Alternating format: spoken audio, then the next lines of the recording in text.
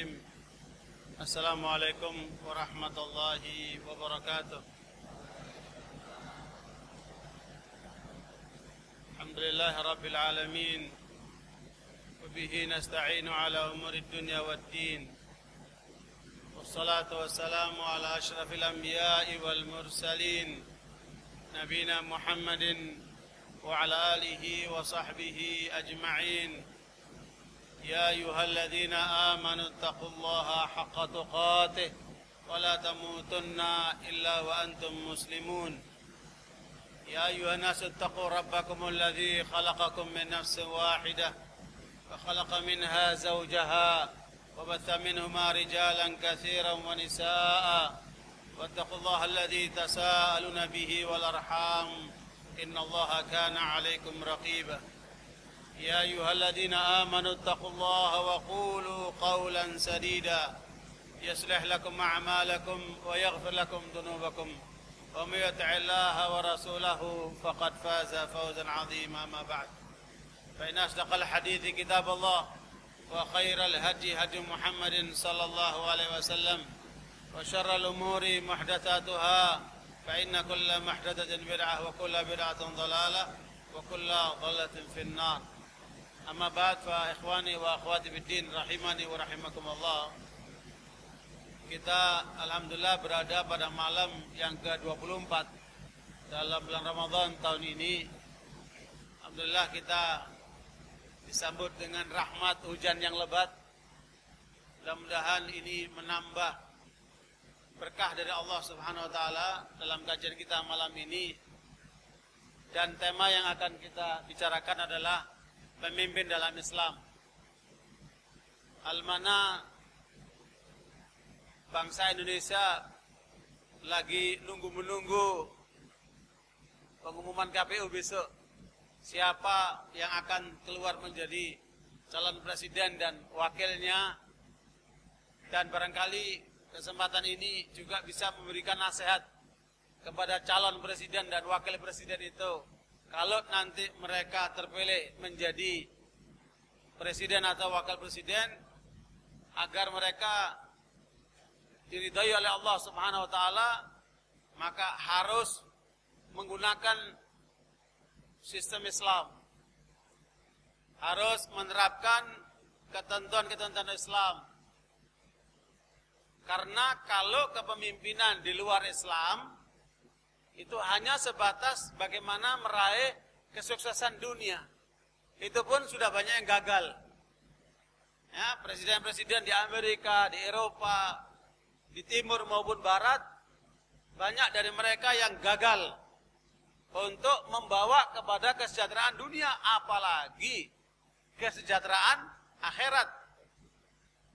Karena orang yang kemudian ingin menerapkan ketentuan kesuksesan dunia akhirat, maka tidak akan mungkin kecuali dengan Islam.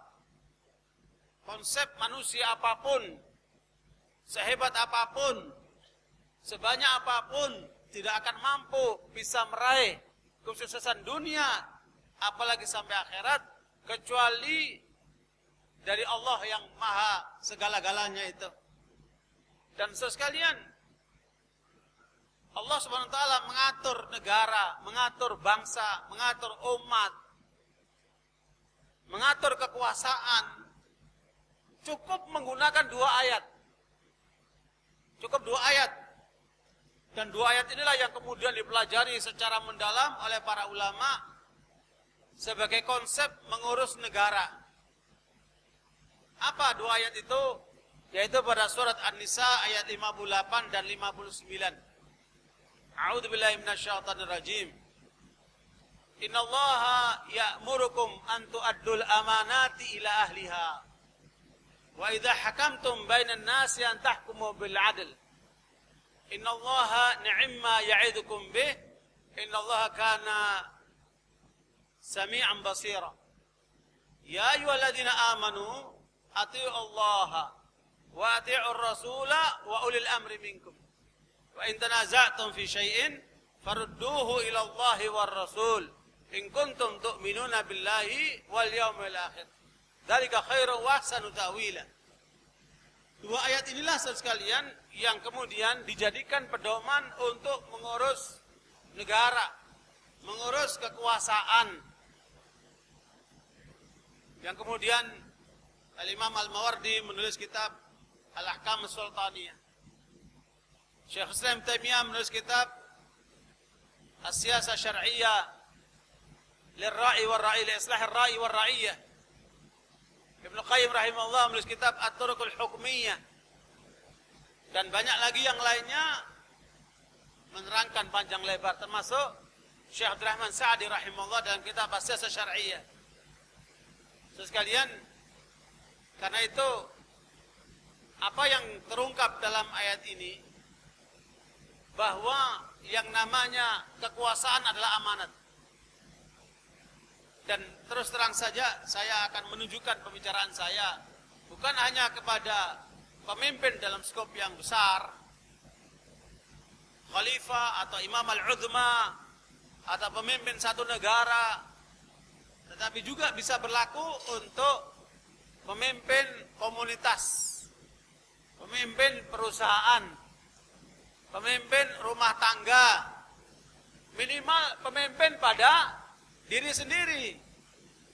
Karena di dalam hadits Bukhari Rasulullah mengatakan kullukum ra'in wa kullukum mas'ulun an ra'iyatihi. Setiap kamu adalah pemimpin. Terhadap apa yang dipimpin, itu yang akan dimintai pertanggungjawaban.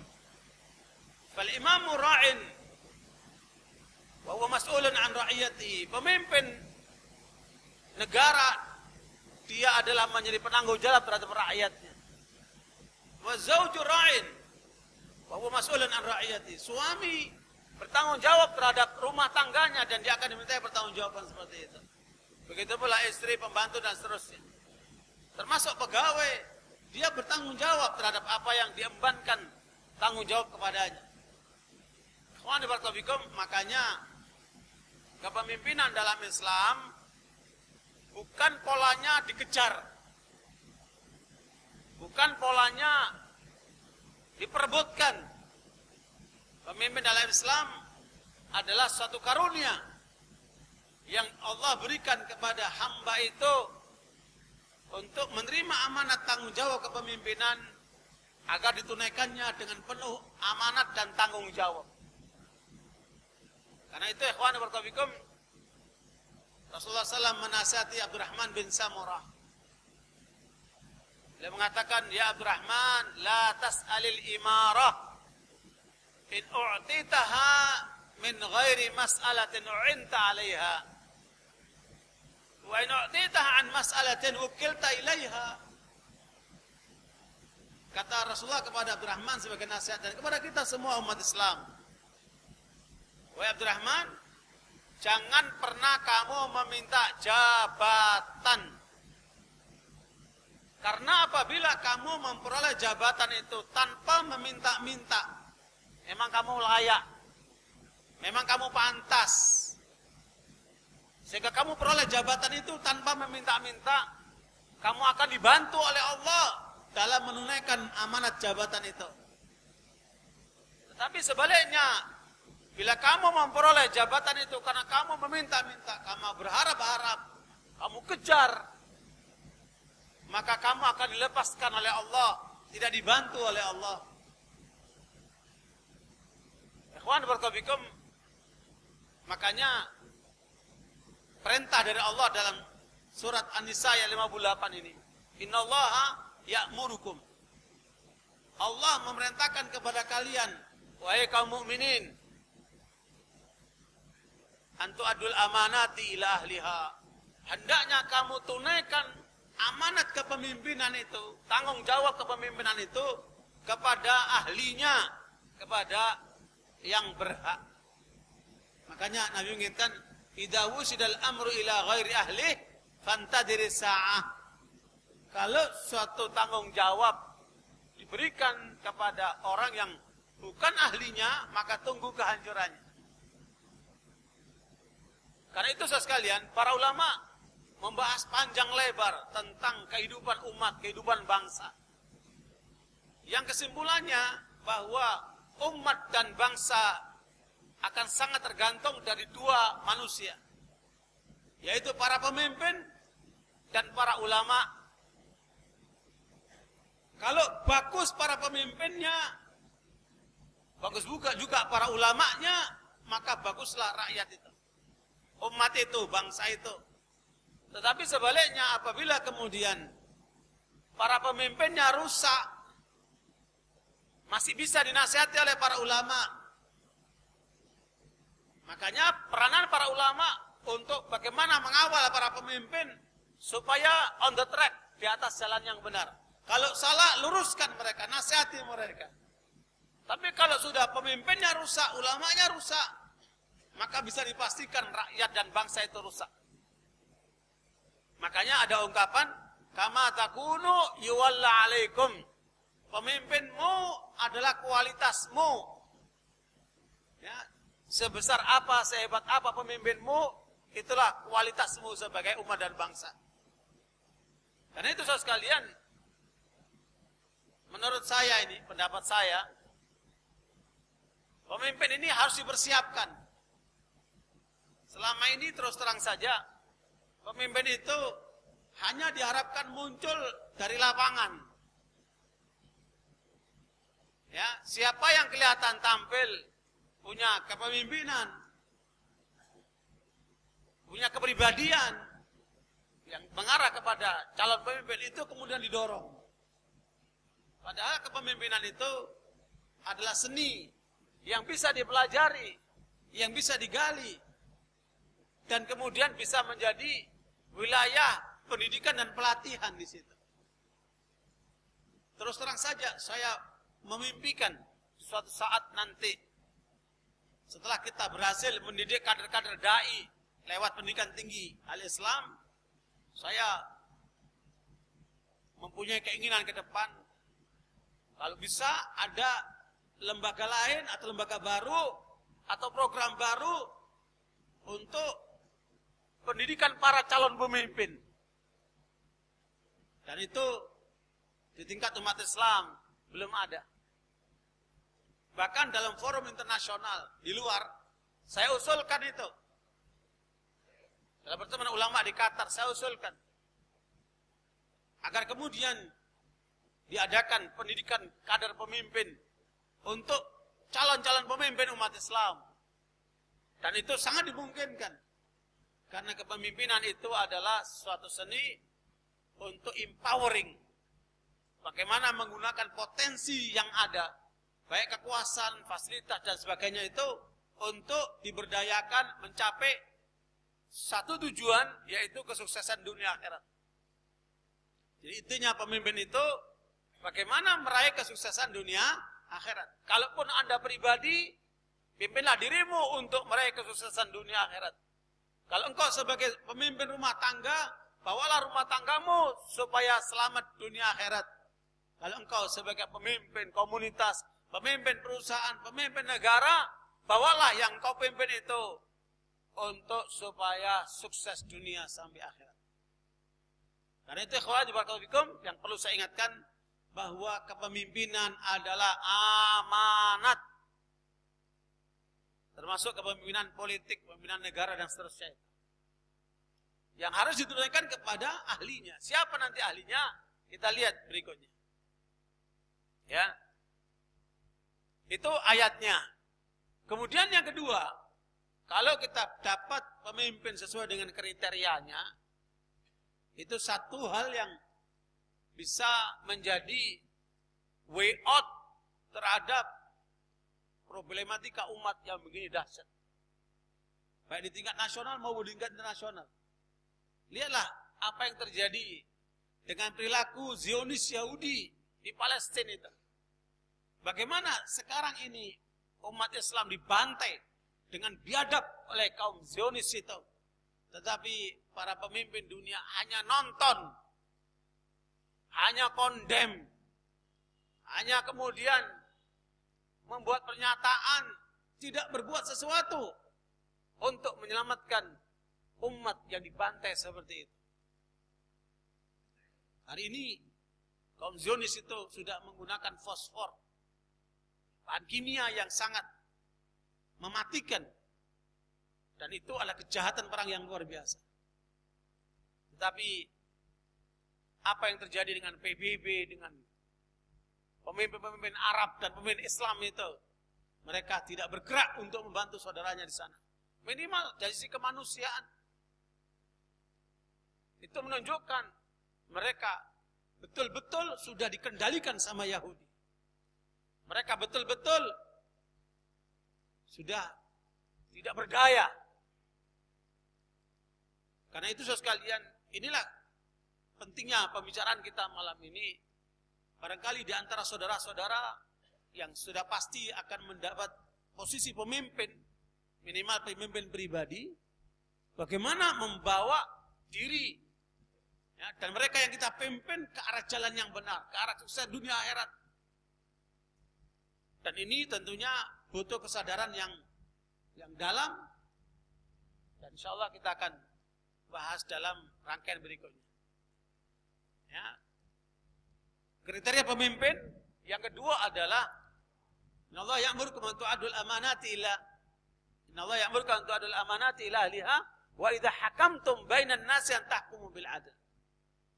Kalau kamu sudah memperoleh kepemimpinan, maka kamu gunakan kepemimpinan itu untuk membawa mereka yang kamu pimpin secara adil. Dan mustahil, sekali lagi mustahil, seorang pemimpin akan bersikap adil kalau tidak berdasar hukum Allah. Karena hukum manusia sudah terbukti menyengsarakan. Hukum manusia terbukti selalu berubah. Hukum manusia ternyata banyak yang gagal. Dan umat Islam setelah dijajah oleh para penjajah itu, hampir seluruh dunia Islam dijajah oleh para penjajah itu. Indonesia dijajah oleh Portugis, oleh Inggris, oleh Belanda, oleh Jepang. Capek bangsa Indonesia dijajah oleh bangsa-bangsa lain. Tetapi kemudian setelah menang, keinginan untuk kepada Islam itu kemudian ditinggalkan, diabaikan, bahkan dikangkangi. Sehingga dicobalah segala macam bentuk sistem lain, karangan manusia. Ya, apakah sistem demokrasi? Sebagian dulu ada yang ingin memaksakan sistem PKI, komunis, dan lain-lain macam-macam sistem lain, termasuk bentuk-bentuk kapitalis sebagaimana ekonomi yang sedang berjalan, kapitalis liberal, dan lain sebagainya dari pikiran-pikiran manusia itu. Begitu mulai yang terjadi di dalam kehidupan bangsa-bangsa muslim lainnya, di negeri Arab dan seterusnya. Mereka juga praktekkan berbagai macam pola sistem karangan manusia. Dan semua berujung dengan kegagalan. Justru apa yang terjadi di Turki ketika ingin mencoba melakukan perubahan dengan Islam, mereka menunjukkan kemajuan yang luar biasa. Padahal masih belum totalitas. Hanya sebagian pikiran-pikiran Islam yang kemudian dipraktekkan sudah mencapai ekonominya itu menyamai Eropa. Dari penghasilan rakyatnya yang income per kapita per tahun $3.000, sekarang sudah mencapai $14.000. Indonesia $3.000 aja belum. Bagaimana bisa mencapai $14.000? Ini butuh perjuangan panjang.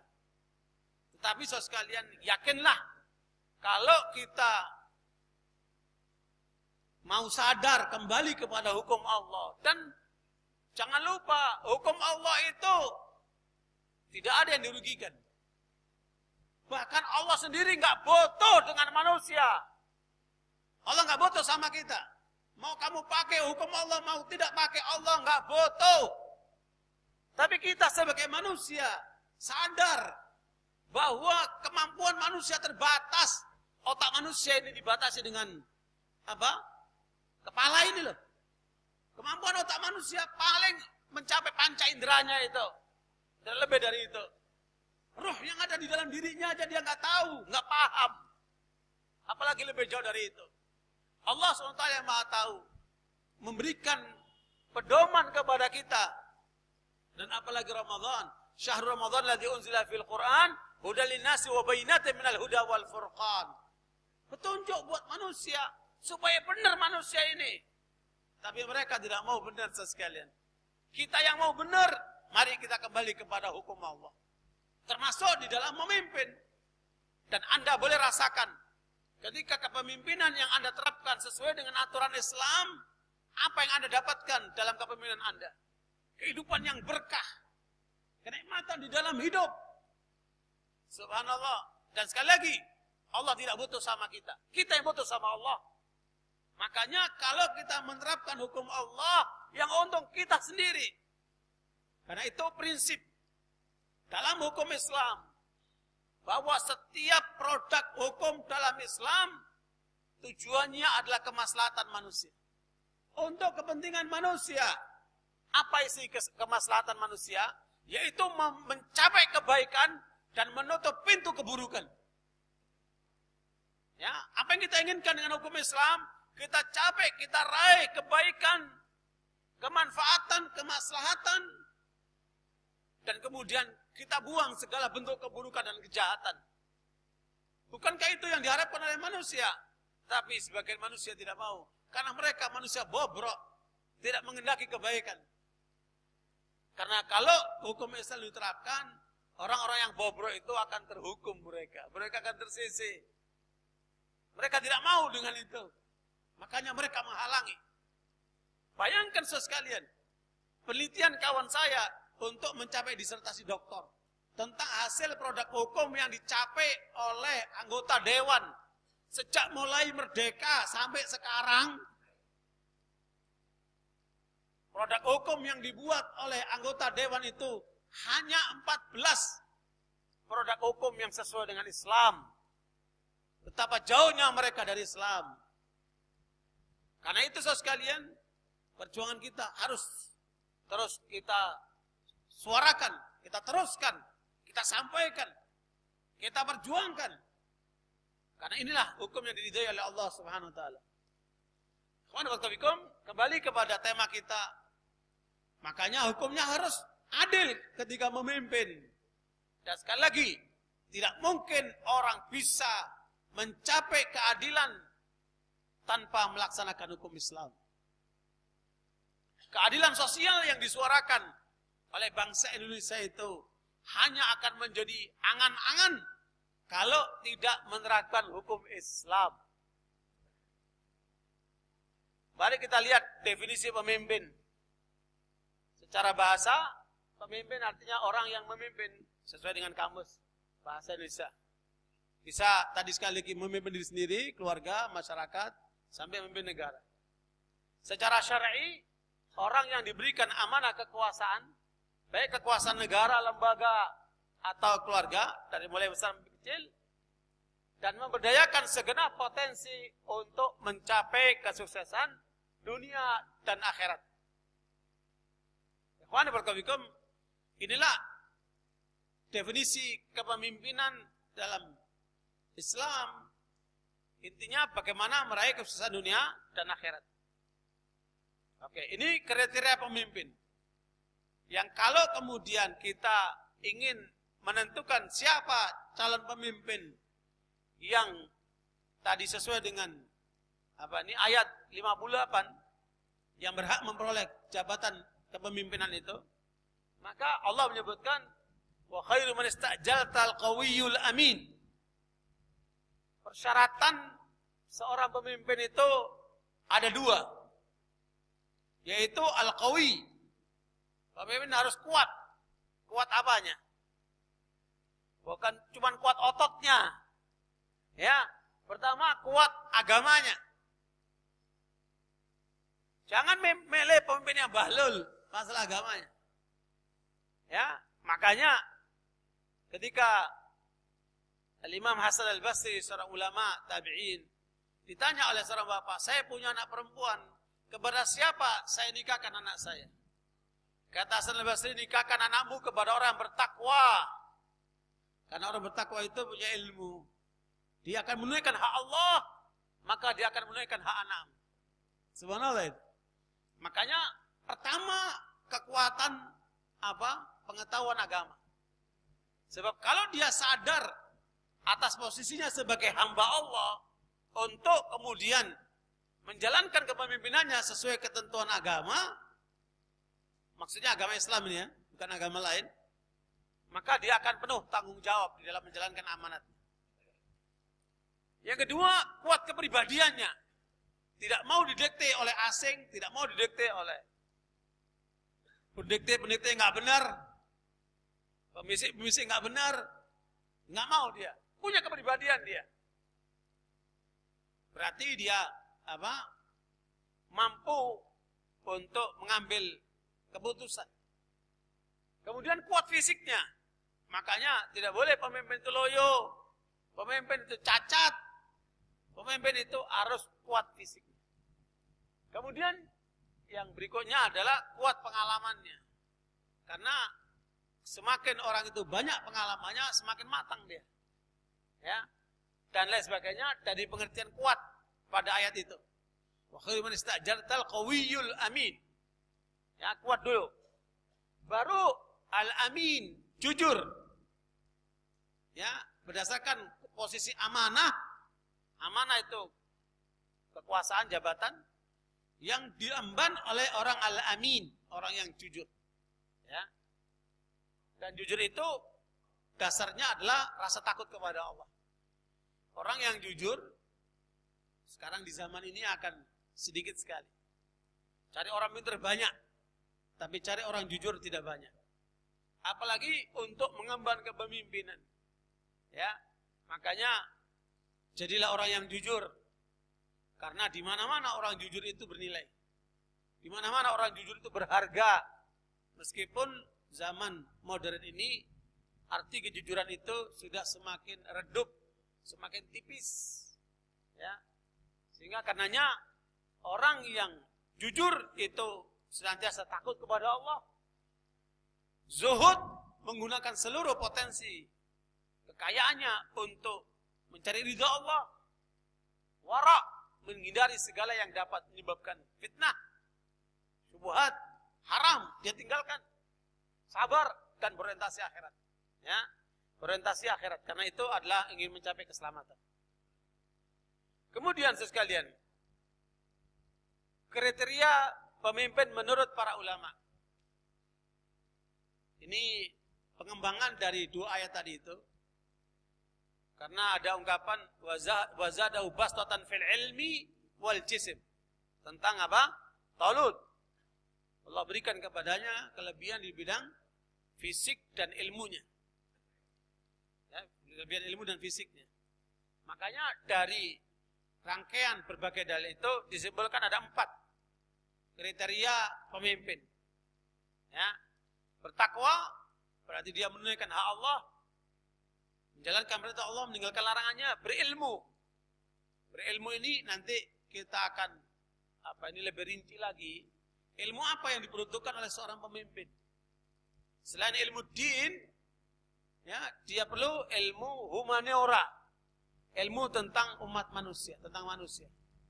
Apakah kaitan dengan ilmu sejarah, ya, ilmu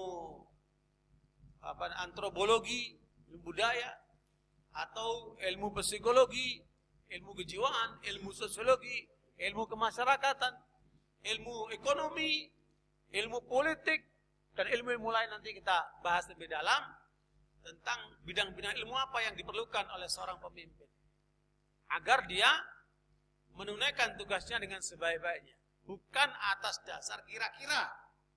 Kalau orang melangkah dengan ilmu itu pasti mantap, ya. Tapi ilmu nggak bisa diperoleh dengan ngantuan gitu. Harus apa?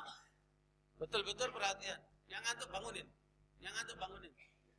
Nanti habis ini tidur lagi. Kemudian yang ketiga adil. Adil itu pengertiannya apa? Hah? Tidak bohong, jujur. Kemudian dia konsekuen antara ucapan dan perbuatan. Adil dalam arti terpercaya. Ya. Kemudian capable, mampu dia, punya kemampuan. Kalau udah punya kemampuan, nggak bisa menunaikan tugasnya dia. Dia butuh untuk menunaikan tugas itu, maka kemampuan ini dibutuhkan. Ya, mampu mengelola dirinya, mampu mengelola bawahannya, mampu memberdayakan semua potensi ada, punya capability. Nah, ada macam-macam pemimpin. Yang pertama adalah pemimpin yang ulama. Ini yang seharusnya. Di masa Khulafa Rasyidin yang berlaku yang pertama ini. Abu Bakar, Umar, Utsman dan Ali radhiyallahu anhum, mereka pemimpin, mereka juga ulama. Ini adalah pola yang pertama. Inilah yang ideal. Kalau tidak bisa mencapai itu, maka pemimpin bukan ulama, tapi menghormati ulama. Pemimpin yang masih bisa mendengarkan nasihat ulama, masukan dari para ulama. Ya, karena kalau pemimpin yang jenis yang kedua ini masih diberkahi sama Allah. Kenapa? Dia masih punya rem. Ya, masih mendengarkan suara para ulama.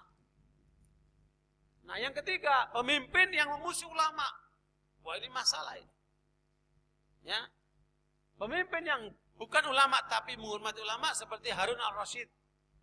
Dia mendengarkan nasihat para ulama. Antum kalau baca nasihat Hasan al-Basri kepada Harun al-Rasyid, dia membacanya sambil menangis. Ya. Karena itu sekalian, tetapi yang ketiga ini pemimpin yang memusuhi ulama. Dia nggak suka dengan ulama. Para ulama itu dianggap sebagai ancaman. Ini pemimpin yang nggak benar. Ini yang dialami oleh Imam Syafi'i, Imam Ahmad, dan banyak ulama yang mengalami derita seperti itu. Ya, ulama dimusuhi oleh para penguasa. Karena dianggap akan membahayakan posisi sang penguasa. Yang parah lagi yang keempat, yaitu pemimpin yang memberdayakan ulama. Memperdaya ulama, bukan berdayakan, memperdaya ulama. Jadi ulama diarahkan supaya ngikuti maunya pemimpin. Jadi ulama memutuskan atau memfatwakan sesuai dengan kehendak sang pemimpin. Ulamanya nerebontek, kata orang Madura. Ulamanya hanya pak turut, penurut kepada sang pemimpin. Ini bukan ulama yang benar. Makanya kata Imam Sufyan Ats-Tsauri, kalau kamu lihat ulama datang ke istana, ujuk-ujuk dia datang, ya, maka ketahuilah dia pencuri, dia maling. Karena dia datang ke sana mau dapat sesuatu. Ya. Makanya Imam Malik rahimahullah ketika diminta oleh penguasa untuk datang ke istana mengajarkan anak-anaknya, dia tolak. Imam Malik mengatakan al-ilmu yu'ta la ya'ti. Ilmu itu didatangi tidak mendatang. Ya. Karena ada kehormatan ya pada para ulama itu. Tidak boleh dia menghinakan di depan para penguasa. Metode kepemimpinan efektif ini adalah merupakan satu teori dalam memimpin. Kalau Anda jadi pemimpin, jangan otoriter. Ya, kalau Anda jadi pemimpin, jangan semena-mena. Nah, ada 4 model kepemimpinan. Yang pertama, model instruksi, perintah. Dan ini biasanya struktural, seperti militer, polisi, ya, cenderung ditaati atas dasar perintah. Dan ini tingkat kepemimpinan paling rendah. Ya, ini tingkat kepemimpinan paling rendah. Bisa saja di depan dia siapa, tapi di belakangnya dia menggerutu, di belakangnya dia nggak setuju, di belakangnya dia apa? Keberatan. Jadi dia bisa menjalankan perintah atas keterpaksaan. Dan nggak enak itu kan. Nabi tidak menggunakan metode ini. Ya, metode instruksi seperti ini. Yang kedua adalah konsultasi. Itu diberikan motivasi, kemudian dikasih tugas. Itu adalah posisi di bawah lebih baik daripada metode instruksi. Ya. Kemudian yang ketiga partisipatif. Dia berikan partisipasi. Siapa yang kemudian terpilih menjadi pemimpin, dia berikan masukan-masukan, berikan arahan-arahan. Kemudian sang yang dituju bisa mengembangkan sendiri. Nah, yang keempat adalah delegasi dan ini tertinggi. Dan inilah yang dipakai oleh Nabi SAW. Maka beliau mengajarkan arsil hakiman wala tusi. Ya, kalau kamu memilih seorang pemimpin yang kamu beri tugas kepadanya, artinya pemimpin tertinggi memberikan pemimpin-pemimpin yang di bawahnya. Bisa presiden kepada gubernur, kepada bupati, wali kota, bupati, camat, lurah, RT, RW, ya RW, RT gitu kan. Itu secara hierarkis begitu. Maka bila memberikan tanggung jawab kepemimpinan, paling bagus adalah metode delegasi. Dan ini tingkat kepercayaan yang paling tinggi. Ya, tingkat kepercayaan yang paling tinggi. Makanya orang yang diberikan tanggung jawab dengan tingkat kepercayaan yang tertinggi itu, dia akan melaksanakan dengan sebaik-baiknya. Dia perlu tanggung jawab. Nah, ini 4 model kepemimpinan dalam teori modern dan teori kepemimpinan masa lalu. Ini perlu untuk kita ambil di dalam pelaksanaan nanti ketika kita menjadi pemimpin. Kemudian metode pemberdayaan bagi pemimpin. Karena pemimpin itu harus inspiratif dia. Pemimpin itu harus inovatif dia. Pemimpin itu harus motivator dia kepada yang dipimpin. Ya. Sehingga bagaimana dia memberdayakan yang dipimpin itu dari pasif kepada aktif. Dari ngantuan sampai efektif nggak ngantuan. Ya. Dari malas jadi apa? Dari semangat. Ya, dari ogah-ogahan jadi sungguh-sungguh. Dari pasif kepada aktif. Kemudian tergantung menjadi tidak bergantung. Ada kan? Ada orang yang kita tugasi dalam suatu amanah tertentu, dia sangat bergantung sama orang. Nah itu, bagaimana melepaskan ketergantungan itu? Itu adalah tugas pemimpin untuk memberdayakan orang itu. Bertindaknya sedikit menjadi banyak variasi. Berarti ini orang yang tidak inovatif dia. Dibikin bagaimana orang itu menjadi inovatif. Nah itu sentuhan pemimpin ini penting. Ya, supaya hasilnya maksimal terhadap apa yang dipimpin itu. Minat yang tidak menentu dan dangkal menjadi lebih dalam dan kuat. Ya, ada orang yang kemudian polanya itu, yaitu keinginannya dangkal. Ya, kemudian semangatnya lemah. Nah, bagaimana diperkuat, diperkokoh itu? Jadi ini masalah mental, masalah mental. Jadi para yang dipimpin itu harus dikasih motivasi seperti itu. Kemudian perspektif waktu jarak dekat menjadi jarak jauh. Ya, ada orang yang berpikirnya yang di depan matanya saja, nggak mikir jauh. Nah, bagaimana didorong untuk berpikir jauh, visioner, ya visioner ke depan. Kemudian posisi yang berada di bawah menjadi posisi setingkat atau bahkan di atas. Jangan kemudian lihat orang penghasilannya rendah terus. Itu bagaimana dimotivasi supaya penghasilannya meningkat. Sehingga dia punya langkah-langkah untuk bagaimana merubah keadaan. Innallaha la yughayyiru ma biqaumin hatta yughayyiru ma bi anfusihim. Ya. Begitu pula dalam posisi-posisi lain. Makanya jenjang tingkatan pangkat dan sebagainya itu sebagian lembaga itu ada ketentuan-ketentuannya. Enggak ada masalah. Tetapi yang penting bagaimana ke arah jenjang setingkat atau ke atas itu terus dipacu. Ya, dan itu perlu motivasi pemimpin. Kemudian kekurangan kesadaran atas dirinya menjadi tahu mengendalikan diri. Ya, kita ketika menghadapi orang-orang yang emosional, perasa, ya, orang-orang yang sensitif, nah itu muskil itu. Nanti tidak produktif itu. Nah, itu harus dibuat itu rasa pemalunya atau rasa mindernya atau sikap-sikap yang negatif itu dibuang semua itu. Didorong untuk supaya dia produktif, bisa mengendalikan diri, tidak emosional dan sebagainya.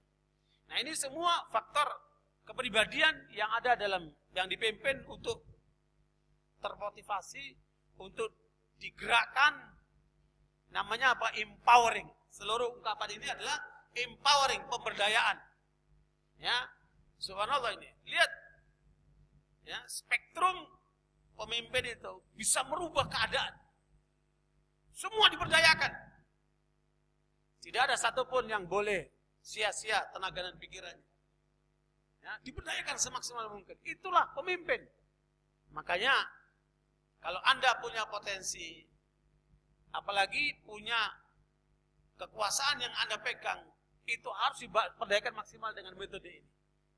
Itu adalah tanda pemimpin yang sukses. Prinsip-prinsip kepemimpinan. Adil dan persamaan hak. Saya kira ini universal. Ya, adil dan persamaan hak.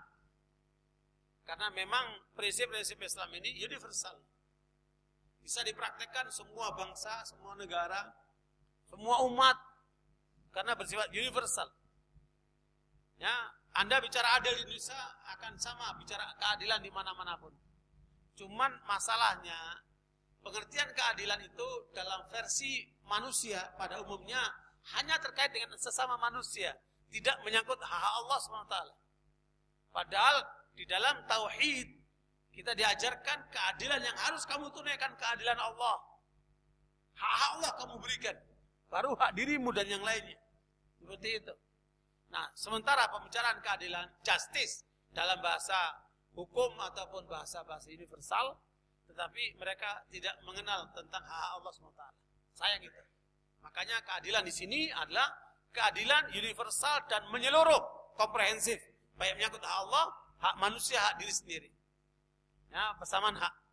Laki, perempuan dan sebagainya jangan dibeda-bedakan karena faktor beda jenis. Ya. Karena kita di depan Allah semuanya sama. Kemudian musyawarah. Ya, sistem musyawarah. Saya kira bagus sekali apa yang dilakukan oleh Profesor Dr. Haim Azhari, guru besar hukum di UI ketika dia ambil disertasi doktor di Belanda, perbandingan antara hukum Islam dan hukum demokrasi. Ya. Dia kemudian mencetuskan ide nomokrasi. Saya nggak setuju juga itu nomokrasi. Udah kerasi-kerasi itu buang aja semua. Kembali kepada hukum Islam. Ya. Saya tanya sama dia, kok Anda sampai tingkatan cuma demokrasi? Kan itu tidak bisa menggambarkan isi semua Islam. Ya, proses Pak. Si profesor ini. Ya, dia ingin membawa kepada hukum Islam melalui proses. Ketika kita bicara nilai-nilai Islam, itu nilai tertinggi. Nah, di antaranya adalah musyawarah ini. Musyawarah bil amr. Rasulullah aja diperintahkan untuk bermusyawarah, apalagi kita kan. Makanya jangan jadi orang otoriter ketika menjadi pemimpin. Banyaklah bermusyawarah. Ya, dengarkan itu suara yang di bawahmu itu. Banyak bermusyawarah. Kemudian kebebasan. Kebebasan bukan kebebasan yang tanpa kendali, bukan kebebasan tanpa aturan. Ya, kalau Anda lihat di negeri-negeri barat, ya, semua bebas kecuali seks. Kecuali semua diatur kecuali seks, bebas. Ngawur itu. Kita kebebasan yang terkendali. Ya, karena ada aturan-aturannya. Ya, tidak boleh kita mencela Tuhan atau mencela Nabi umpamanya. Itu kebebasan yang ngawur itu. Di negeri-negeri barat itu boleh. Mencela Tuhan boleh, mencela Nabi boleh. Kita tidak benar itu. Nah, karena kita ada aturannya. Mencela Nabi, mencela Tuhan itu kufur. Keluar dari Islam. Sementara mereka tidak punya aturan itu. Nah, kebebasan yang terkendali. Freedom. Kemudian persaudaraan. Ya, ukhuwah. Persaudaraan, kalau umat Islam persaudaraannya dibangun di atas keimanan. Ya, sementara kebanyakan dibangun di atas kemanusiaan. Lebih tinggi mana? Lebih tinggi keimanan. Ya. Ada persaudaraan karena dasarnya keturunan. Karena dia saudara sekandung, maka dia menjadi dekat. Atau didasarkan kepada kebangsaan. Karena masing-masing ada negaranya yang melindunginya. Ya. Atau persaudaraan karena kemanusiaan.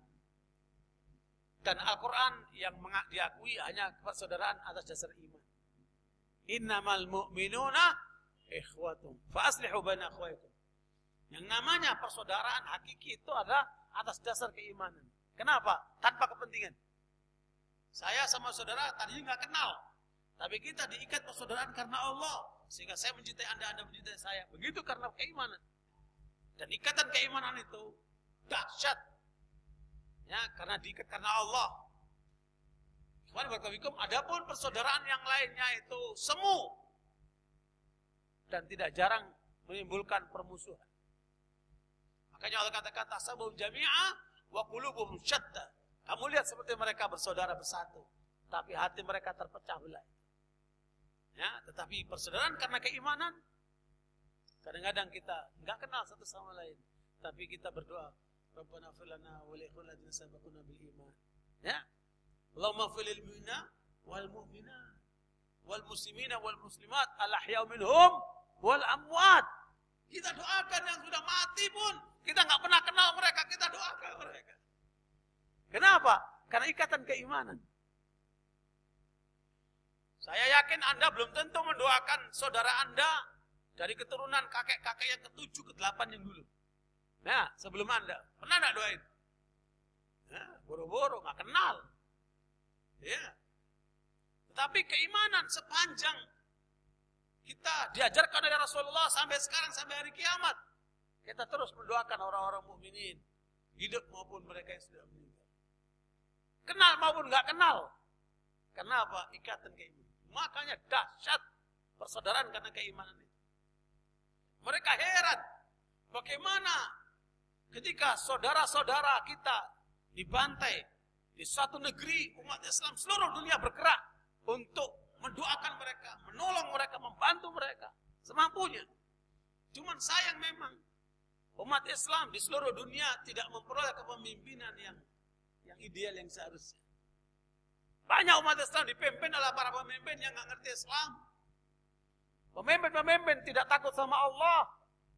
Pemimpin-pemimpin yang tidak menunaikan tanggung jawab kepemimpinannya untuk mencapai kesuksesan dunia akhirat. Tidak dibangun di atas keimanan, tetapi di atas pikiran dan keinginan-keinginan hawa nafsunya. Na'udzubillah min dzalik. Makanya sekalian, ya, karena kualitas pemimpin tergantung kualitas rakyatnya, dan kita sebagai rakyat ya harus terus meningkatkan kualitasnya supaya dapat pemimpin yang bagus. Ya. Ya kan waktu bikum persaudaraan. Cuman ini dua ungkapan ini dipakai sama Yahudi untuk menyesatkan umat manusia. Ya, Yahudi mempunyai 3 konsep besar untuk memperdaya umat manusia dengan ungkapan yang bagus sekali, yaitu apa? Freedom, kebebasan, kemudian persaudaraan, ya, brotherhood, dan equality, persamaan yang di atas itu, persamaan hak. 3 ini bahasa dipakai oleh Yahudi di dalam membangun jaringan di seluruh dunia. Makanya banyak orang-orang Islam yang nggak ngerti, ikut-ikutan dia. Wah, bagus ini. Ya, equality, persamaan hak. Freedom, kebebasan, dan brotherhood, persaudaraan. Ya, padahal apa yang isinya itu? Kalimatu haqqin urida biha batil. Seperti kata Imam Ali radhiyallahu anhu, itu ungkapan yang benar dimaksudkan untuk yang batil. Ya, untuk kepentingan kaum Yahudi itu. Maka dibikinlah Lions Club, Rotary Club yang tujuannya semua untuk kepentingan Yahudi. Jadi kita jangan sampai tertipu dengan gaya mereka itu. Oh, ini adalah ketentuan dalam aturan Islam. Kemudian yang kelima, ketegasan disertai kelembutan.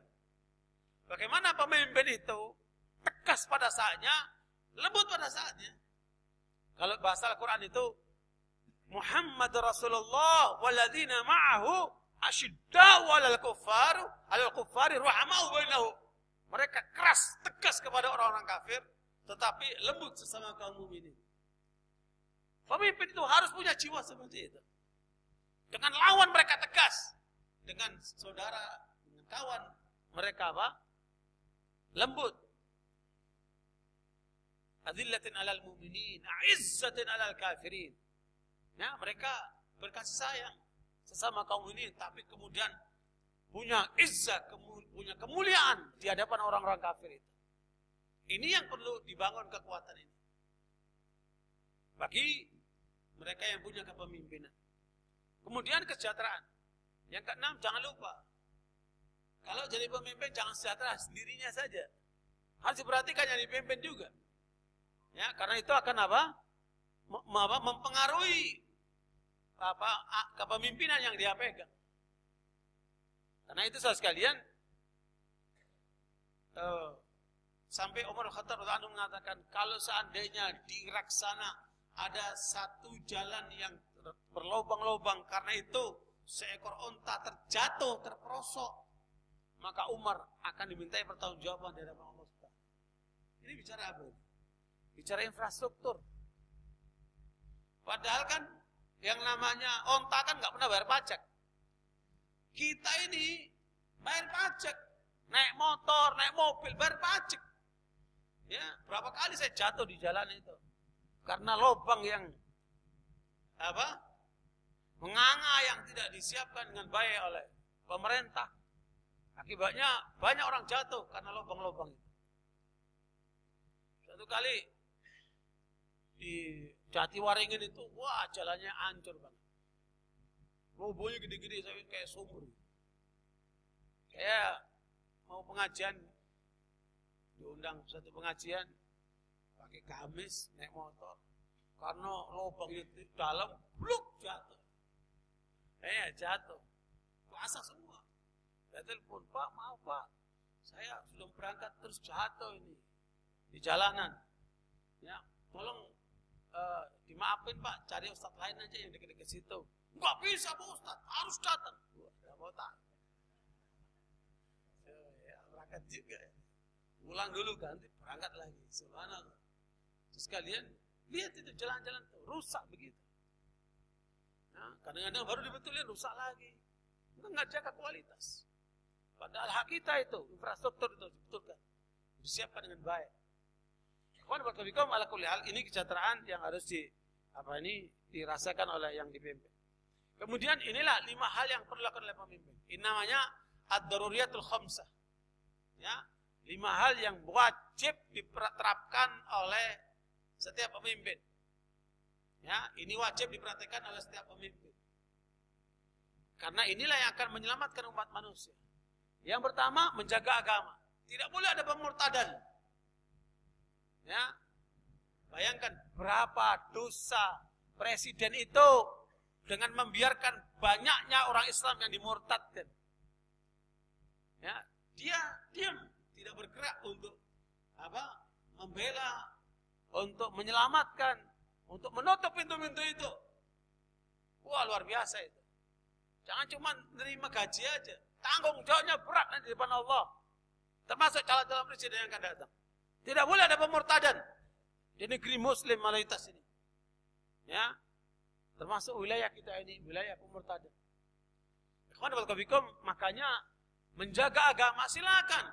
Kalau orang lain punya agama, dia jalankan keyakinannya sesuai dengan agamanya silakan. Tapi jangan mempengaruhi kita. Dia sudah punya agama ini. Lakum dinukum waliyadin. Kita nggak pernah mengganggu orang. Tapi jangan kita juga diganggu. Kalau kita diganggu, maka kita akan seperti lebah. Lebah itu nggak pernah ganggu, tapi kalau diganggu dientop kamu. Dan entop merah-merah pula. Ya. Orang mukmin itu seperti lebah sekalian. Ya, makanya kita nggak mau mengganggu, tapi kalau kita diganggu, kita lawan. Dan itu kekuatan kita besar. Jangan salah, kita mayoritas. Tapi sayang, di negeri ini kita menjadi minoritas. Ya, karena memang kita tidak bersuara. Kita belum bisa seperti lebah seperti itu. Ini penjagaan agama ini harus kita kawal. Harus kita kawal. Silakan mereka yang lain punya agama, jalankan agamanya sendiri. Kita menjalankan agama kita. Tetapi jangan kemudian kita diganggu. Kita dimurtadkan. Kita disesatkan. Mengapa kita melawan aliran-aliran sesat itu? Termasuk Syiah dan sebagainya. Karena mereka menyesatkan umat kita. Kalau mereka mensyiahkan orang Hindu, orang Buddha, orang Nasrani, urusan mereka. Tapi mereka mensyiahkan masyarakat kita, ahli sunnah, kita lawan mereka. Kita tidak boleh membiarkan itu terjadi. Makanya agama harus jaga ini sekalian. Ya, wa anfusakum wa ahlikum nar, paling tidak kepada tanggung jawab yang kita pegang, diri kita dan keluarga kita. Makanya tanggung jawab orang yang mengerti beda dengan orang yang tidak mengerti kan. Tanggung jawab orang yang punya kekuasaan beda dengan orang yang tidak punya kekuasaan. Masing-masing punya tanggung jawab. Nah, ini harus dilakukan oleh pemimpin, menjaga agama. Nomor satu itu. Dan untuk menjaga agama, pemimpin harus benar agamanya. Karena dia akan menjadi contoh, bukan? Ya, kalau pemimpin agamanya kacau balau, ya sudah. Akan ditemukan banyak masyarakat yang kacau balau. Saudara tahu apa yang terjadi hari-hari ini di Mesir? Ketika di masa Mursi, iktikaf seperti sekarang ini, masjid-masjid penuh. Sampai keluar-luar masjid.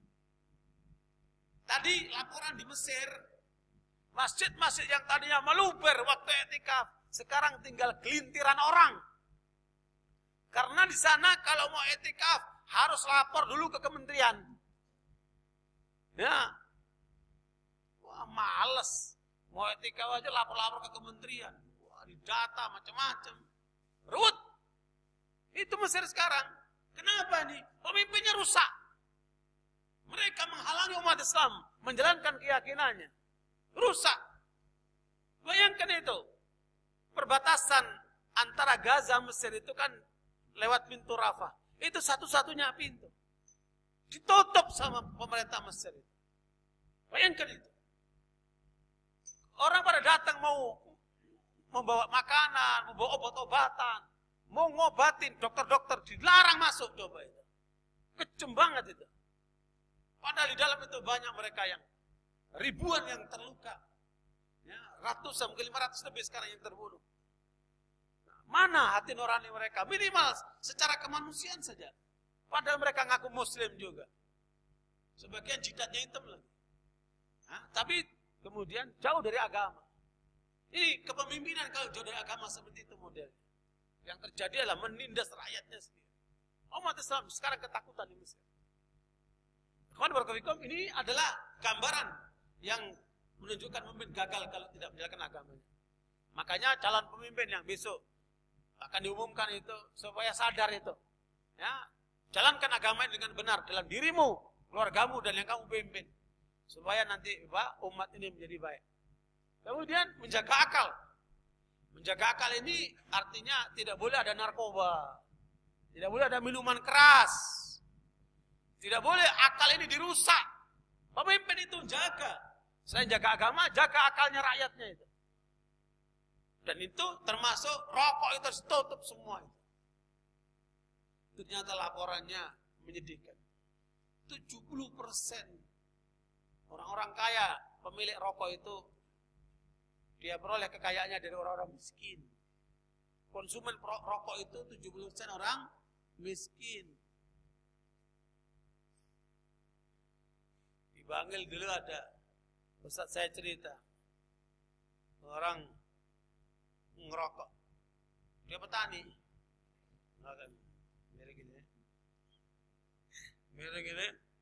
kan, ambil menani gitu, dia nggak pegang, gitu kan, dia sambil nyari rumput gitu, ya, kadang-kadang terus pindah ke sini itu, ya, terus dia nggak pakai baju, digigit nyamuk, ya, digigit nyamuk punggungnya. Sama dia celuritnya itu dibuat garuk, ya, celuritnya dibuat garuk. Dia lupa kalau rokok ini, rokoknya kenyonyos ini ya, jos ketarik, ya, copotlah kepalanya, mati, gara-gara rokok itu juga, giring-giring gini akhirnya. Lepas kepalanya. Ya, ngerusak akal, tutup pintunya itu. Ya, semua yang ngerusak akal itu harus tutup pintu.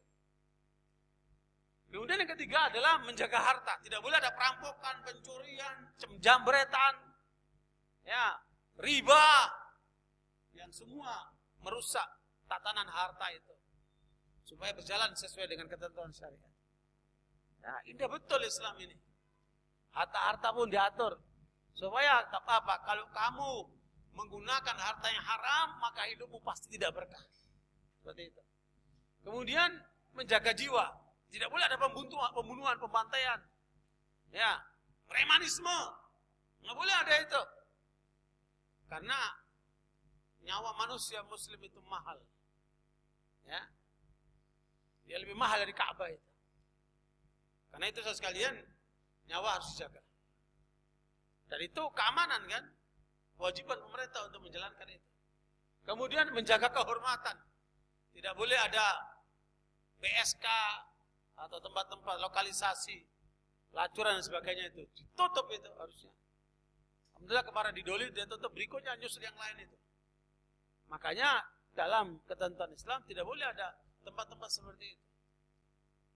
Nah, barakallahu ini harus terjaga kehormatan supaya apa? Keturunan ini terjaga. Di Amerika 50% anak-anak yang lahir tidak jelas siapa bapaknya. Karena mereka hubungan bebas seperti itu. Kehormatan tidak terjaga. Makanya inilah yang harus dilakukan oleh pemimpin, menjaga 5. Saya kira kalau 5 hal ini terjaga, aman kita kan. Ini tujuan Islam adalah untuk kemaslahatan manusia. Hal-hal yang harus dijauhi pemimpin. Ya. Ya. Ini penting paling enggak untuk pribadi-pribadi ya. Kalau Anda tidak menjadi pemimpin dalam skup yang luas, paling tidak untuk pribadi-pribadi. Pertama, hindari ilmu yang tidak bermanfaat. Ya. Ilmu yang tidak bermanfaat. Jauh itu. Ilmu sihir, ilmu apalah namanya. Pokoknya enggak guna itu, tinggalkan. Kemudian amal yang tidak ikhlas. Karena enggak diterima sama Allah. Sia-sia. Kemudian harta yang tidak diinfakkan. Harta yang tidak diinfakkan. Ya. Terus sekalian, mengapa saya terlambat ikut i'tikaf? Ya. Ini adalah hari Sabtu kemarin kita mengadakan pertemuan menggalang dana buat dakwah sama Ustaz Bakhtiar Nasir. Dan karena itu saya korbankan untuk tidak i'tikaf di awal kemarin itu. Karena saya nilai itu manfaatnya jauh lebih besar. Apalagi untuk ke depan. Karena saya dapatkan riwayat Ibnu Abbas radhiyallahu anhu, pernah beliau beriktikaf di Masjid Nabawi. Tiba-tiba ada seorang muslim datang menyampaikan masalahnya. Kemudian Ibnu Abbas meninggalkan i'tikaf, menyelesaikan urusan orang muslim ini. Kemudian Ibnu Abbas ditanya oleh muridnya, bagaimana Anda sedang i'tikaf meninggalkan i'tikaf demi untuk orang itu?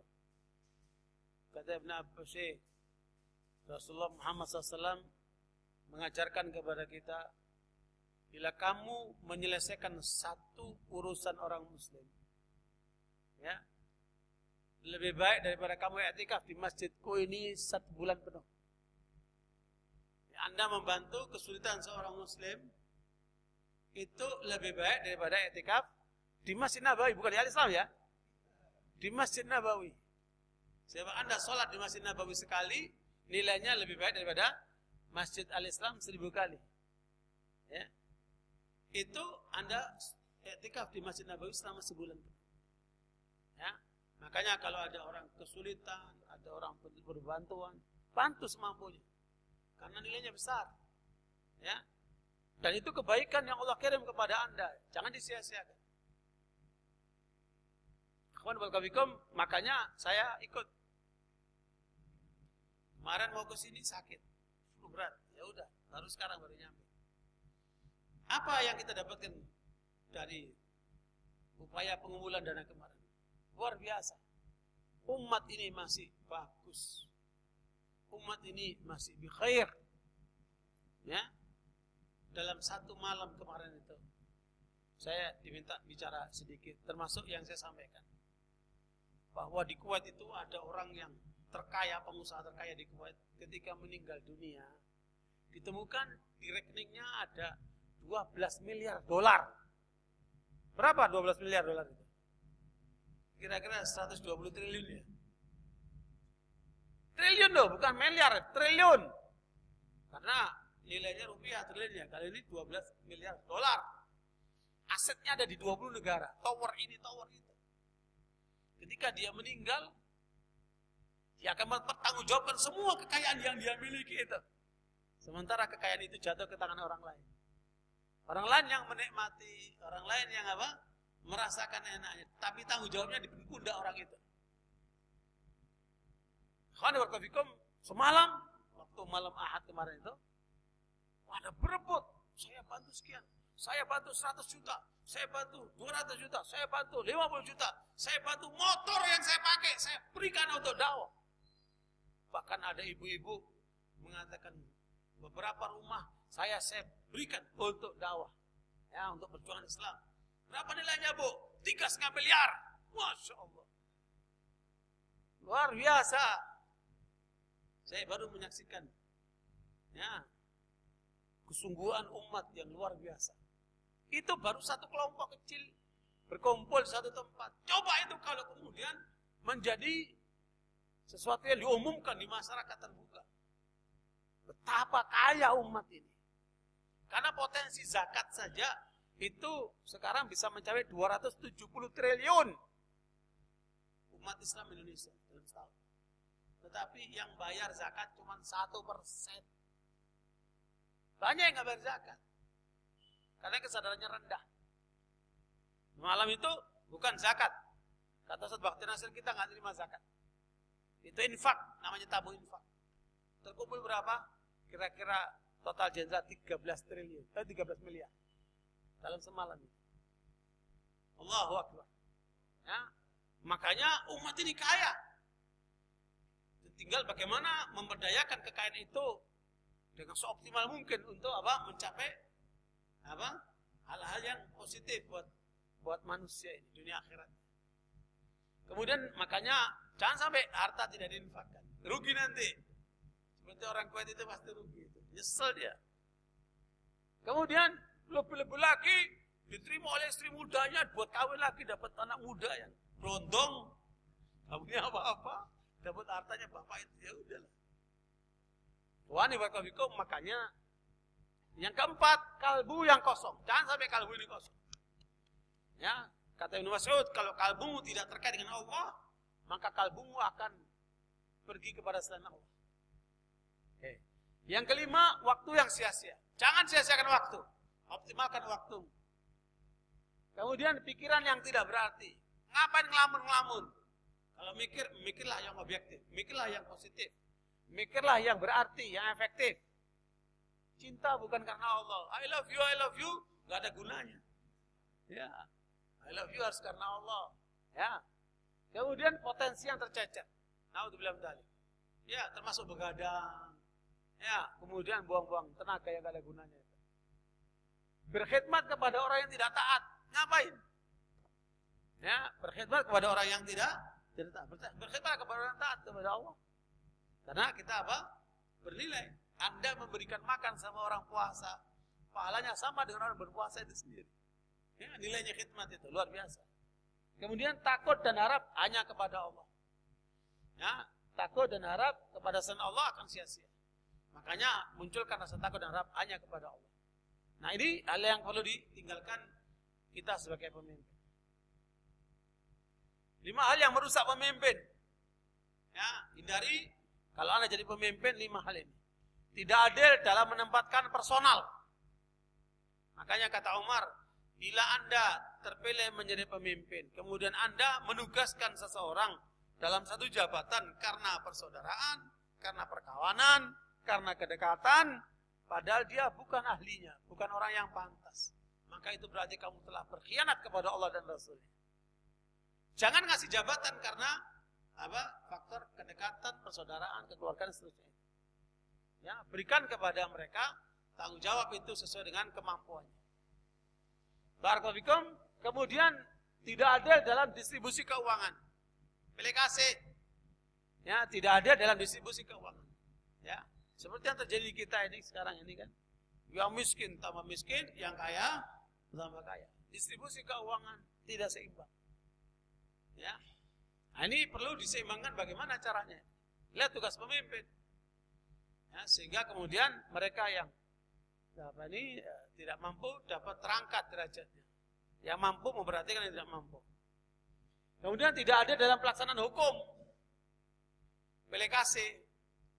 Ya, hukum ke atas, tumpul ke bawah, jalan. Nah, betul. Jangan jadi pemimpin yang seperti itu. Kemudian korupsi. Ini yang rusak. Negara ini hancur karena korupsi. Sebenarnya bukan hanya korupsi saja. Ya, empat-empatnya itu ada. Korupsi adalah salah satu yang menonjol. Makanya korupsi terjadi di semua lini. Ya, coba yang ditangkap sama KPK itu siapa saja? Mulai anggota dewan, pejabat, pemimpin daerah, ya macam-macam itu. Innalillahi wa inna ilaihi raji'un. Rusak betul. Karena mentalnya mental korupsi. Kemudian yang kelima, tidak menegakkan sholat dan jihad. Nah, pemimpin yang tidak menegakkan sholat dan jihad, itu pemimpin kopar kafir. Itu pemimpin yang gagal. Ya, makanya pemimpin harus komitmen terhadap dua hal ini. Sholat dan jihad. Ya. Subhanallah, dengan sholat kita memuliakan Allah, dengan jihad kita melindungi umat ini dari segala kejahatan dari pihak lain. Oke, ini perlu persiapan pemimpin yang menguasai. Nah ini yang diperlukan pendidikan pemimpin. Inilah yang dibutuhkan oleh kader pemimpin. Ya, dan ini memang butuh waktu. Kita pernah memberikan pelatihan pendidikan kader pemimpin 3 bulan. Ya, ternyata itu nggak cukup. 3 bulan itu baru teori. Itu pun belum mendalam banget. Belum praktek.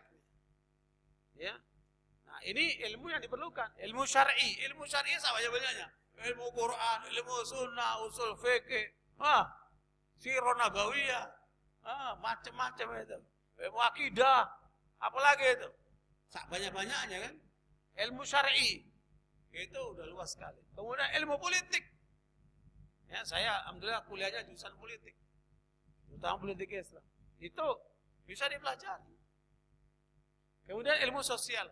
Ini masing-masing ilmu, ini ada bidang fakultasnya di perguruan tinggi itu. Ini digabung semua, dicekokkan dalam seorang pemimpin atau kader pemimpin. Ya, kenapa? Karena calon pemimpin itu memang orang yang kapasitasnya harus hebat ya. Ya, kalau rata-rata orang menggunakan bahasa itu dia menggunakan kira-kira 5.000 kata. Ya, seorang yang biasa itu butuh 5.000 kata. Apa ini vocabulary-nya itu? Kalau pemimpin dia butuh sampai 20.000 kata secara bahasa. Ya, memang kapasitas pemimpin itu harus hebat dia. Di dalam dirinya terbangun suatu hal yang hebat. Ya, kemudian ilmu ekonomi. Supaya dia tahu, supaya nggak ditipu. Ya, harus tahu ilmu ekonomi juga. Kemudian ilmu psikologi. Psikologi perorangan, individu, psikologi sosial, ya, dan sebagainya. Psikologi. Antropologi, ilmu budaya. Komunikasi, bagaimana komunikasinya efektif. Ya, ilmu komunikasi. Makanya pemimpin harus komunikator dia. Bagaimana bisa meyakinkan orang itu harus ahli komunikasi. Kemudian ilmu intelijen. Itu ilmu tersendiri nih, terselubung ini ilmu intelijen. Ya. Dan sekalian, di dunia ini hanya ada di 2 negara pendidikan intelijen kelas pasca sarjana. Indonesia dan Inggris. Di UI sana itu ada jurusan pasca sarjana intelijen. Dan di Inggris pun ada seperti itu. Makanya ada minat, silakan masuk situ. Dan itu ilmunya luar biasa. Ilmu rahasia, sandi. Ya, banyak sandi di situ. Kalau informasi yang beredar di masyarakat umum, lihat media, lewat koran, lewat majalah elektronik maupun yang cetak itu kira-kira 80% informasi. 20% lewat intelijen, lewat penetrasi. Supaya dapat informasi. Ketika lihat berita, lihat kejadian apa di belakang kejadian itu adalah yang mengungkap ilmu intelijen. Pemimpin harus tahu ini. Bahkan sekarang dunia modern, di dunia usaha sudah pakai dunia intelijen. Makanya ada intelijen swasta kan. Mereka bisa memberikan suatu informasi yang terselubung itu. Nah, itu perlu dikuasai oleh seorang pemimpin, tahu. Sehingga bisa membaca ini gerakan intelijen atau bukan kan? Ini penggalangan atau bukan kan? Kemudian ilmu sejarah. Ilmu sejarah ini panjang banget. Ya. Mulai Nabi Adam sampai sekarang coba. Ya. Will Juron menulis tentang sejarah umat manusia, The History of Civilization. Kira-kira 20 juz lebih. Ya. Imam At-Tabari menulis kitab Tarikhul Umam wal Muluk. Berapa? 10 juz lebih. Ya. Sejarah tentang Islam, peradaban Islam di barat maupun di timur, sampai ke Asia Tenggara ini luar biasa banyak. Itu ilmu tersendiri. Pemimpin harus tahu sejarah. Pemimpin yang nggak tahu sejarah yang nggak akan bisa belajar banyak dia. Karena dari sejarah kita banyak belajar. Termasuk dalam Al-Quran kan, ya banyak sekali mengungkap tentang sejarah kan. Kemudian ilmu futurologi, ilmu tentang ke depan, bagaimana merancang ke depan. Itu ada ilmunya, ya, ilmu futurologi. Dengan kondisi yang sekarang, dengan melihat masa lalu, lihat kondisi sekarang, kita bisa memperkirakan yang akan datang. Itu bukan perdukunan ini ya. Ini ada ilmunya, ilmu futurologi. Melihat ke depan lewat perencanaan sesuai dengan kondisi yang ada. Umpamanya, ya, bahwa perang ke depan ini bukan lagi pakai Kalashnikov, bukan pakai M16, apalagi pakai pedang. Ya, ke depan ini pakai drone. Nah, pakai Iron Dome. Yang pakai Yahudi itu. Dan ke depan perang itu akan terjadi adalah perang robot sekali. Akan terjadi perang robot, bukan perang manusia, perang robot. Nah, dan itu butuh ilmu pengetahuan. Nah, kemudian ilmu teknik dasar. Ya. Kemudian ilmu hukum. Supaya tahu. Kita kalau nggak tahu hukum ya sudah mudah terjebak. Ilmu manajemen, bagaimana mengatur manajemen yang baik. Ilmu militer, subhanallah. Ini semua terbuka ini. Sekarang semua terbuka, nggak ada tutup-tutupan, semua terbuka. Hatta ilmu intelijen terbuka. Tinggal kerja masing-masing militer itu rahasia masing-masing. Ya. Masing-masing negara ada rahasianya. Tapi ilmunya terbuka. Kata Rasulullah, al-hikmatu dhalatul mu'min anna wajada fa huwa haqqu biha. Ilmu pengetahuan itu barang hilangnya orang mukmin. Kapan saja dia menemukan, dia berhak untuk memperoleh. Dan ilmu ini jangan dikira sekalian. Ya, kalau antum lihat kepribadian Rasulullah, semua ilmu ini kita bisa temukan pada beliau sallallahu alaihi wasallam. Kemudian ilmu akhlak dan etika. Ya, bagaimana membangun sopan santun. Beda ya akhlak, moral dan tata krama atau budi pekerti beda. Kalau budi pekerti, tata krama biasanya polanya karena pengaruh budaya, lingkungan dan seterusnya. Kalau moral karena pengaruh pikiran manusia.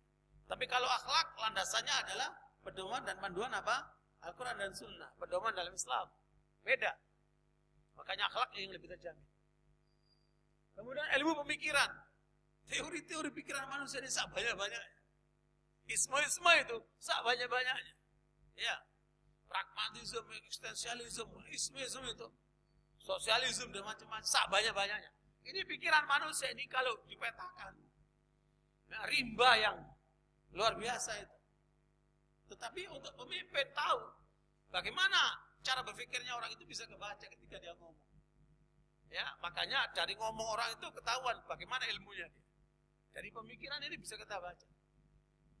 Ikhwan fillah dan lain-lain sebagainya. Kira-kira ada 25 ilmu yang perlu dikuasai oleh kadar pemimpin. Makanya yang punya kapasitas ke arah itu bersiap-siap dirilah untuk bagaimana masuk ke dunia yang luar biasa ini.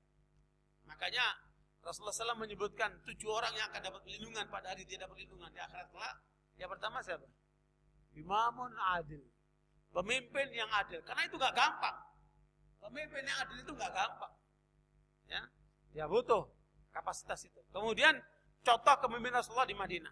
Lihat bagaimana Rasulullah SAW membangun kekuatan kepemimpinannya itu. Pertama, membangun SDM yang handal. Kalau Anda jadi pemimpin, perhatikan pendidikan, perhatikan SDM sebelum SDA. Ini banyak yang dibicarakan sumber daya alam, melulu. SDM-nya gimana? Kita ini amburadul di SDM.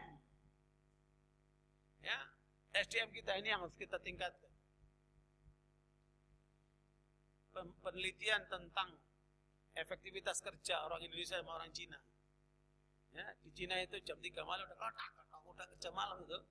Udah kerja itu, nongkrong bangunan-bangunan itu. Ya. Di Indonesia kita pergi kerja pagi di bis itu, di angkot tidur. Ya, ini mungkin malamnya begadang dia. Ya, atau mungkin kurang gizi, wallahu alam. Ya. Yang jelas efektivitas kerjanya 1:2 kan. Indonesia nih. Saya kemarin ngisi di salah satu perusahaan Jepang. Saya tanya, orang Jepang ini gimana kerjanya? Wah, luar biasa, Ustaz. Dia datang jam 7:30 pagi, pulang jam 10 malam. Dia direkturnya itu. Apalagi di Jepang sono, orang laki itu di Jepang itu, kalau pulang sebelum jam 1 malam, itu dianggap pengangguran.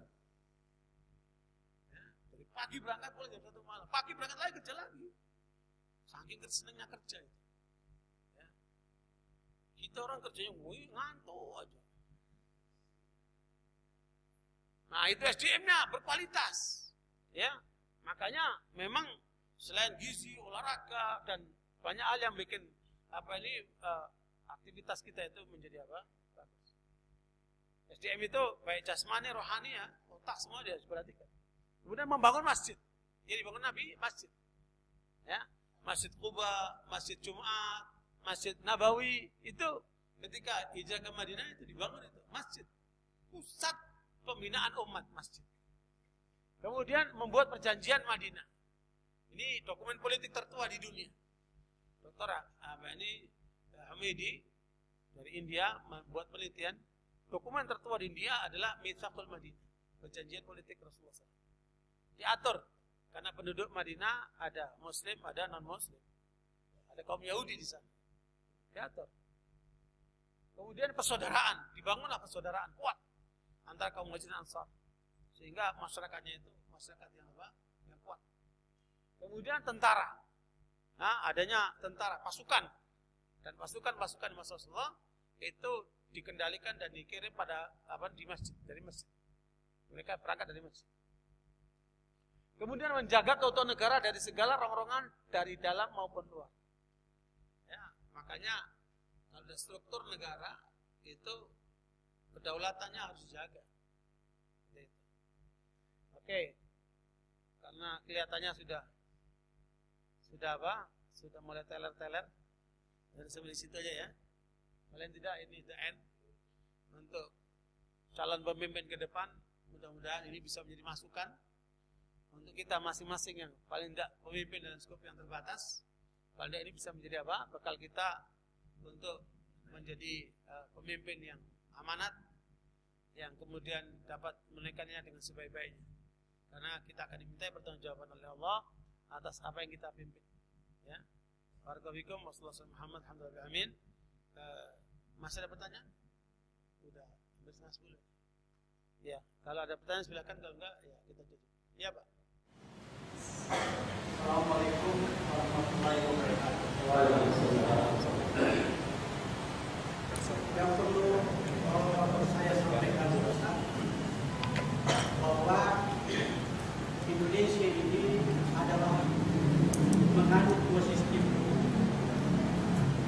Yang pertama adalah sistem hukum common law system, yang cirinya adalah rule of law, di mana substansinya di situ equality before the law. Ciri yang kedua, sistem hukum yang kedua di Indonesia itu adalah menganut sistem hukum Eropa kontinental. Lalu kemudian sistem hukum ini substansinya atau cirinya adalah kepastian hukum, perlindungan hak-hak konstitusional warga negara, bukan keadilan, apalagi keadilan sejati. No, itu tidak ada dalam sebuah negara yang menganut kedua sistem. Lalu kemudian ini berkembang bahwa akhirnya diadopsi ke dalam sebuah negara hukum konstitusional. Negara hukum konstitusional, lalu kemudian negara hukum demokrasi.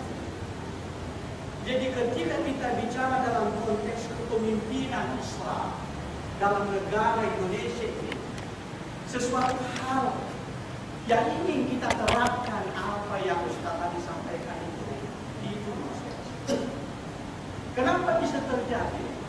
Oleh karena yang ke depan ini di dalam kehidupan masyarakat ini yang berkembang adalah ajaran negara hukum konstitusional atau ajaran negara hukum demokrasi. Salah satu paham demokrasi itu ada 4 pilar. Yang pertama adalah kebebasan berakidah. Kebebasan berakidah. Ketika kita mempersoalkan akidah yang menganut paham Syiah, maka kita melawan negara. Kita melawan pemerintah.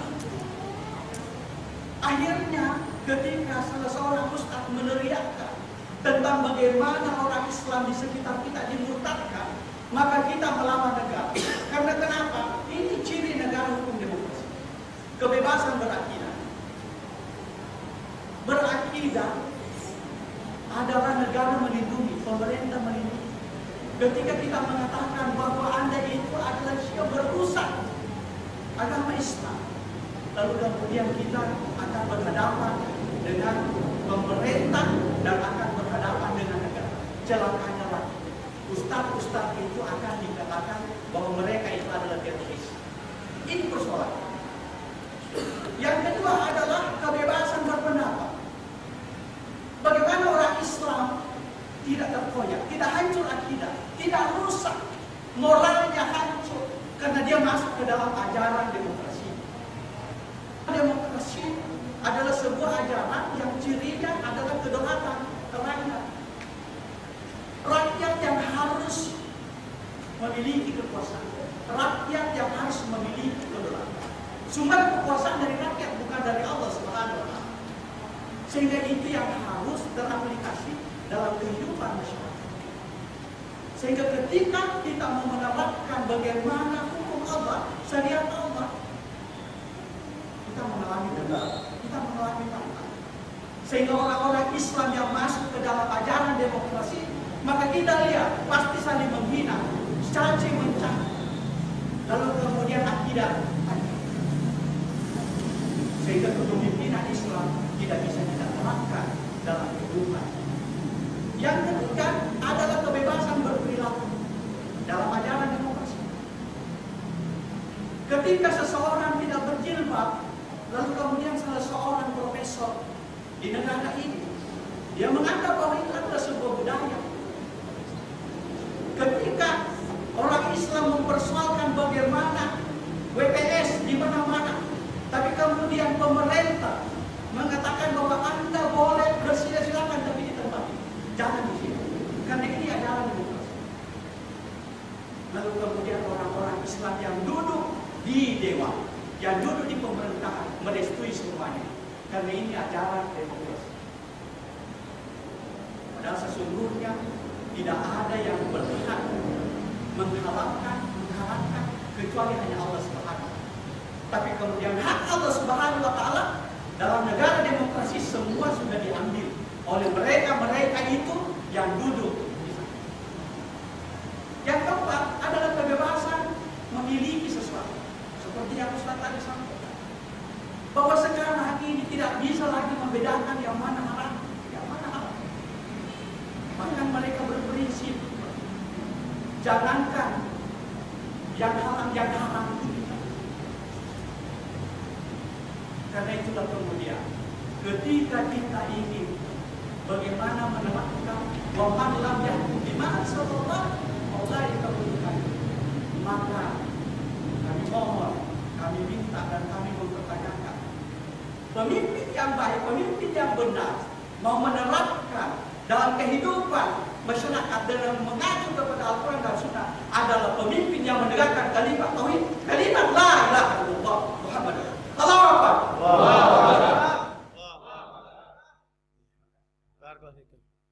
Waalaikumsalam. Saya kira ini bagus kalau bicara di TV One. Kan di TV One itu kan ada forum lawyer itu Pak ya. Lalu Bapak, saya kira lancar sekali ngomongnya dan ahli hukum seperti Bapak ini. Bapak lawyer Pak. Bapak lawyer bukan? Nah itu kan kelihatan banget. Jadi itu kalau disuarakan di TV One didengar semua orang Indonesia. Dengan tauhid kita rubah negara ini. Wah luar biasa. Saya kira masukan bagus sekali dan suatu informasi yang cukup komprehensif tentang keadaan yang ada, dan itulah tugas umat Islam untuk melaksanakan dakwah. Jadi dakwah ini ada dua Pak. Bisa mereka yang masuk ke dalam sistem, dan itu sudah banyak yang gagal karena upaya telah dilakukan oleh Masyumi, oleh berbagai pihak sampai terakhir ini seperti itu, belum bisa mencapai yang maksimal, tapi tetap harus diusahakan. Nah, yang di luar sistem harus terus melakukan penyadaran kepada umat lewat dakwah ini, dan sekaligus penyadaran terus-menerus lewat pendidikan jangka panjang. Sebab calon-calon pemimpin ke depan itu kalau dipersiapkan dari mereka yang punya background keislaman yang cukup, barangkali juga akan bisa melakukan suatu perubahan.